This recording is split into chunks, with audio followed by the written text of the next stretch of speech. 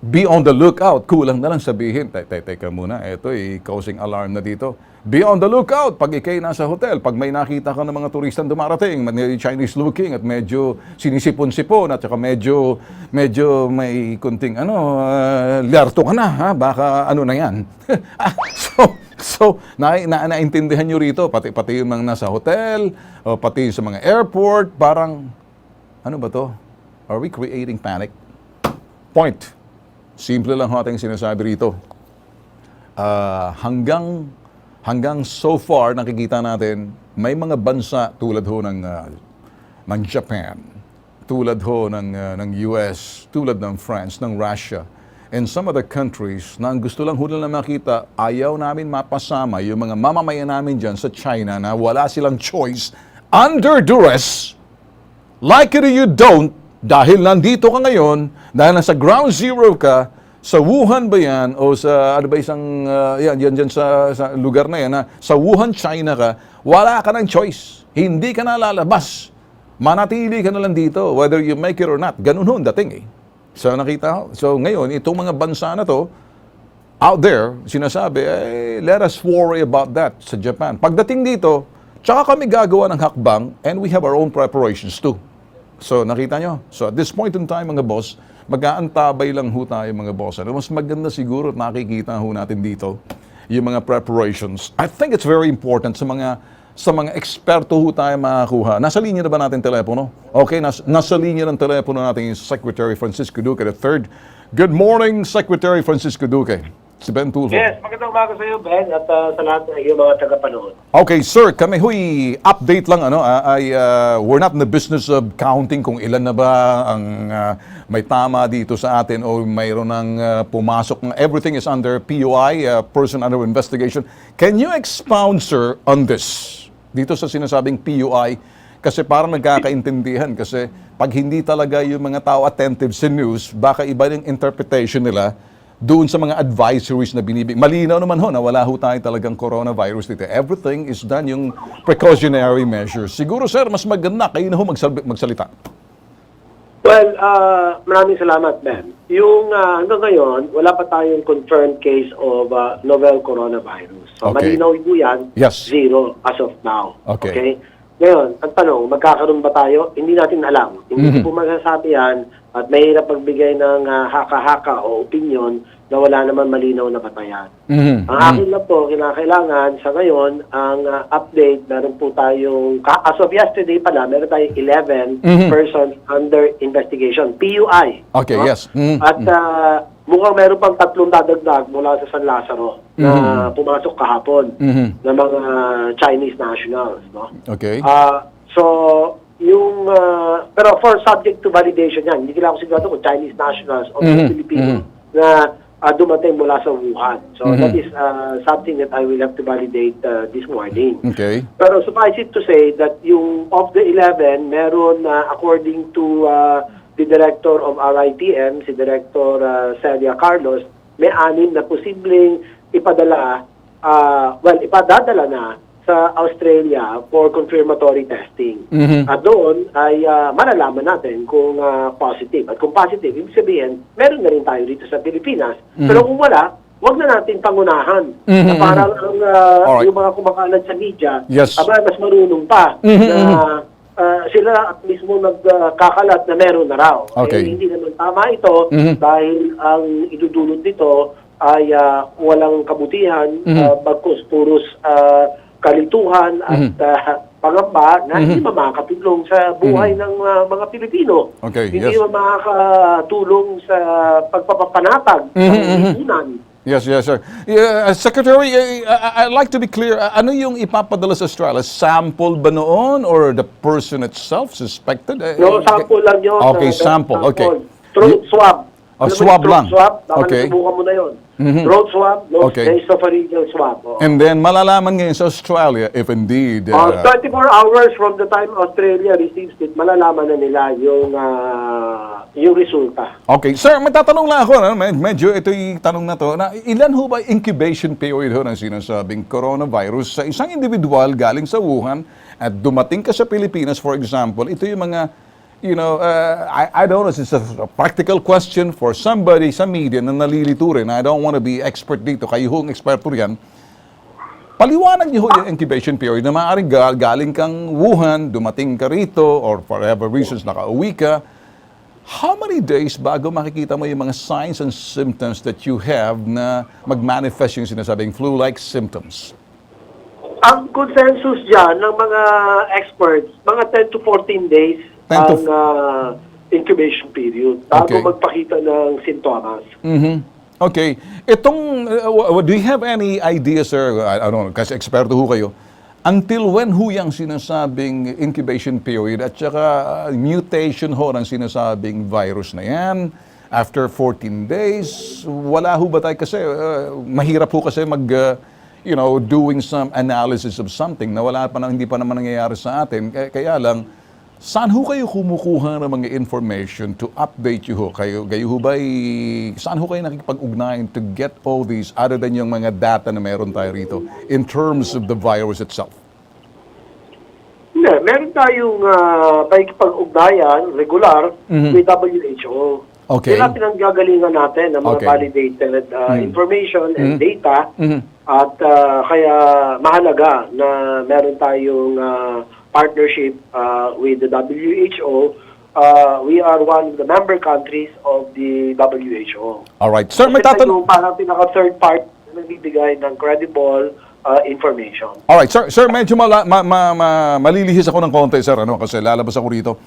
Nakita ko yung bold move ng Japanese government to repatriate the citizen coming from Yuan and then working with the Chinese government sa ground zero and repatriate their citizen coming back to Japan. That's a bold move, regardless kung meron infected na ba o hindi. Parang sa kanila, just get us our citizen back to Japan and let's worry about it. Meron silang, kumbaga, whatever control measures. What do you think of that? Na parang, are they seeing something? Because, this is a highly industrialized country, tulad ng France, the same thing, the US, asking for the repatriation of the citizen from Wuhan, China. And I don't know kung nakikipag-ugnayan ang Chinese government ngayon to say, yeah, we will allow you. Now, what do you see yung move na yun? Are they seeing something from the World Health Organization na parang they're not that really concerned like we do rito? I mean, judging doon sa mga kinikilos ng gobyerno nila. Well, mahirap magbigay na spekulasyon na dadagdag pa ako sa agam-agam ng mga tao. So, wala naman akong pinaghahawakan ebidensya o isis malinaw na basis. Bagkos, ang akin lang ay ngayong umaga, magmimiti kami na 9 o'clock yung task force, interagency task force on emerging and re-emerging infectious disease task force kasama ang Department of Foreign Affairs, ang DOJ, ang DOTR, DepEd, DOLE, Bureau of Immigrations, para natalakayin itong yung mga nag-aangad na umuwi ng Pilipino mula sa China, sa Wuhan, at kung paano silang maililikas mula sa Wuhan. Yun ang amin tatalakayin ngayong umaga at magkakaroon kami ng resolution kung paano isa sa katuparan itong kanilang ngarin na mailikas at maiuwi sila sa Pilipinas. Alright, so we're also doing the same thing now, our citizen natin sa Wuhan to repatriate them. Tama po kayo. Alright, so now, yung measures na yun, sir, may nakalatag na rin ba just in case, paano yung sinasabing, are there going to be some kind of measures na pagdating nila that they will be looked at carefully, or I don't know the word, kung may quarantine ba? Ika-quarantine okay. Sila. So, pag sinabing quarantine, pagdating, meron munang quarantine period to isolate them or paano? Tama po kayo. All right. Dadaan muna sila doon sa tinatawag natin na evaluation tool, evaluation assessment. Okay. Okay? So they will be under...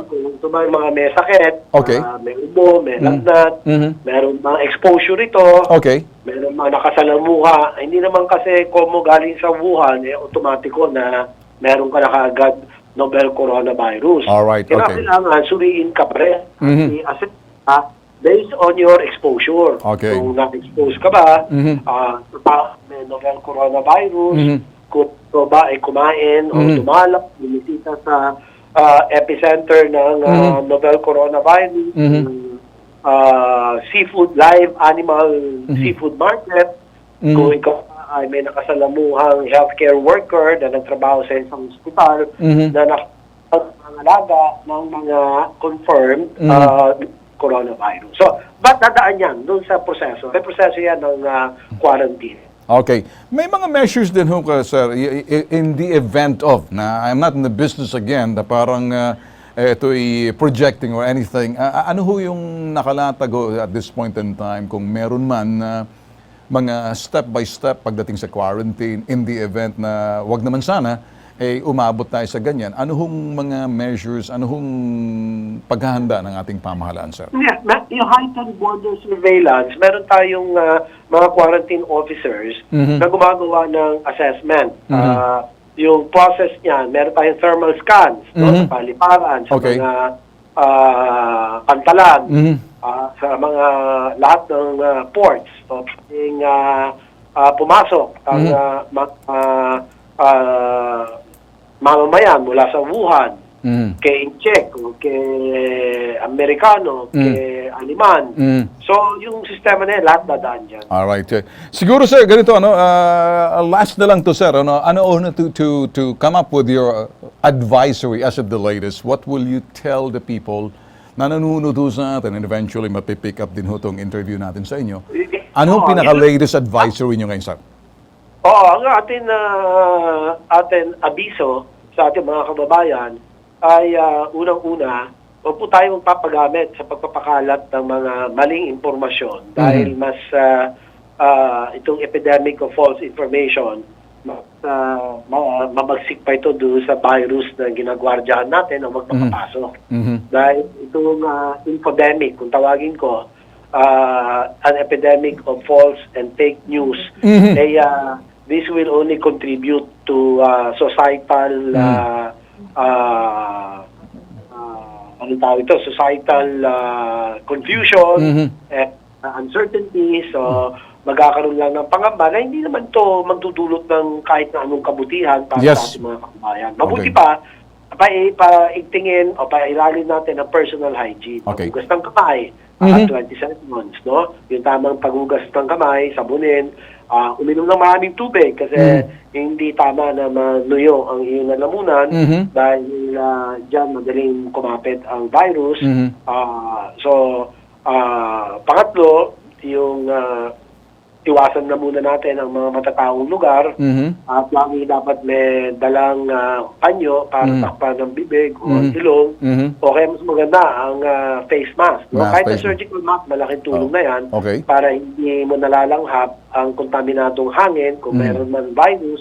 At ikaw din, kung meron ka naman sakit na hindi naman necessarily coronavirus o kundi mga ibang mga bakterya, hindi ka makakahawa. So, yun na lamang ang ating gawin. Ano po? So, maraming salamat Thank you. Ben, sa pagkakataon na binibigay mo sa Department of Health. Alright, thank you. Okay. Well, mga boss, balikan lang ho natin. Ito hong mga advisory, ladies lang ito, kinukuha lang natin. Nasabi na ni Secretary Duque, and I'm sure naglilibot din siya sa iba't ibang mga stasyon, especially doing the interview. And I know that every day they will be coming up with their advisories sa atin lang ho dito sa mga ginagawa natin. And then, sa bandang dulo na tayong tumingin. Yung sinasabi niya lang ho, yung importante, yung pagpapakalat dito, na sinasabi dito, wag magpagamit sa magpakalat ng mga maling informasyon o infodemic. Adding up to societal confusion. Ito yung pangamba sa sinasabing hindi kalituhan sa ating lipunan. Gawa nga ng sinasabing walang katiyakan, talagang we're feeding information na talagang walang katiyakan, parang dating, especially pag hindi naman tayo sa ganon. Pairalin daw yung sinasabing personal hygiene, paghugas lagi ng kamay, using the face mask, surgical mask, makakatulong din yan. Pag ikaw may sakit, stay home ka muna. Kung medyo nanunoy ang lalamunan, always hydrate yourself. Sabi niya, hindi ako may sabi nito, kasi mas madali ho kasi kapag kulang ka sa tubig, kakapit yung virus sa lalamunan mo. And of course, sinasabi niya, siguro nakalimutan lang, make sure na malakas ang body resistance mo, tamang tulog, pahinga. at tamang pagkain, huwag abusuhin ng katawan kasi pag mababang body resistance, madali kang kapitan ng sakit. Kasi simple as that.